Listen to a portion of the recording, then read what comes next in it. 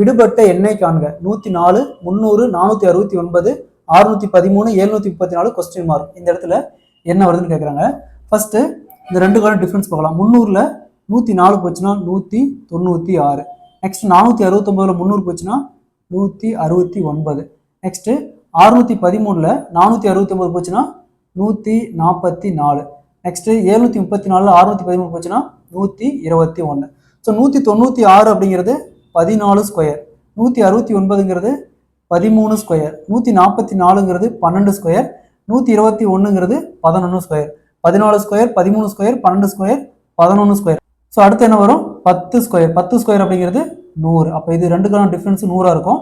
734 + 100 834. Answer வந்து 834. So இதே மாதிரி இந்த சம் பாருங்க.